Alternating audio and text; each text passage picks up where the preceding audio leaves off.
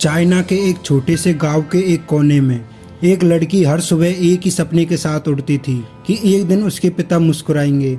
उनके पिता की आंखों में रोशनी नहीं थी और घर में बस एक छोटा सा चूल्हा और एक मिट्टी की दीवार थी। उस लड़की का नाम था जोऊ क्वानफेई, एक ऐसी लड़की जिसका बचपन सिर्फ गरीबी, दर्द और मेहनत के बीच गुजर गया। 5 साल की उम्र में माँ का देहांत हो गया। 10 साल की उम्र में उसने स्कूल के बाद घर का काम संभाल लिया और 16 की उम्र में उसने स्कूल परमानेंटली छोड़ दिया क्योंकि घर की हालत कुछ ऐसी नहीं थी कि वह आगे पढ़ पाए। उसके पिता एक टूट चुकी मशीन को चलाने की कोशिश करते थे और वो लड़की उनकी आंखों में सपने ढूंढती थी। जोऊ ने जिंदगी में सबसे पहला काम किया एक छोटी सी फैक्ट्री में।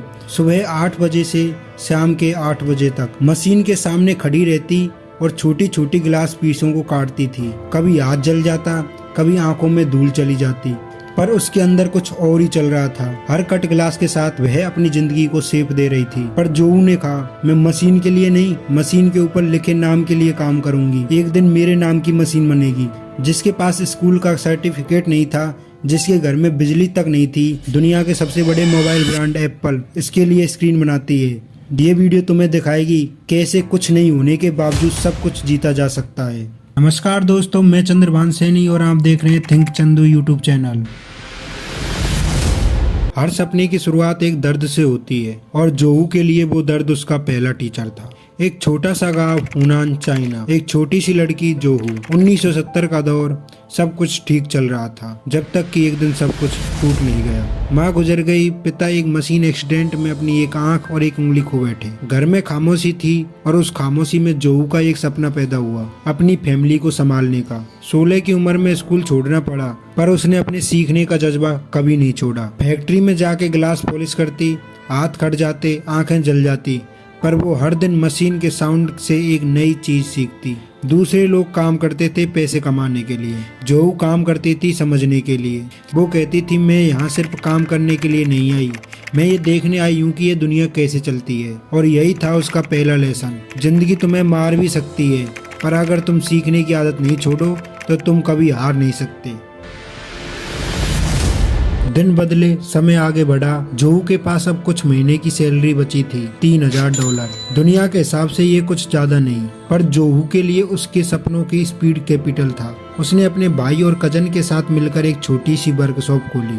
एक कमरा, 2 मशीन, एक गोल, दुनिया का सबसे बेस्ट ग्लास बनाना। पर जोऊ के लिए यह स्ट्रगल नहीं, एक एक्सपेरिमेंट था। उसने सब कुछ सीखा, खुद डिजाइन किया, खुद ऑर्डर लिए और खुद डिलीवरी की। उसके हाथ में छोटे छोटे जख्म थे, पर उसके मन में एक बड़ा विजन था। वो कहती थी, स्टार्ट करने के लिए परफेक्ट टाइम नहीं होता, स्टार्ट करने से ही टाइम परफेक्ट बन जाता है। और यही था उसका दूसरा लेसन।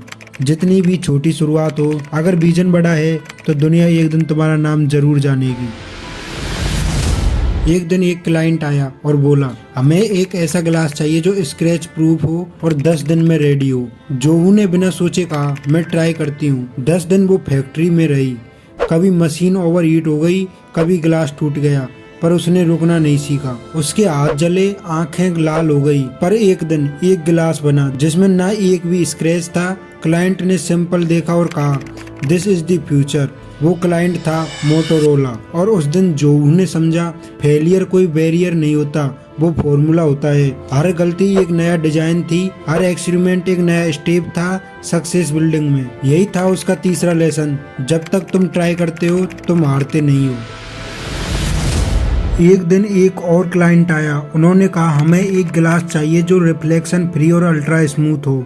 जोऊ ने ऑर्डर एक्सेप्ट किया, बिना जाने कि वो कंपनी दुनिया को बदलने वाली है। वो कंपनी थी एप्पल INC।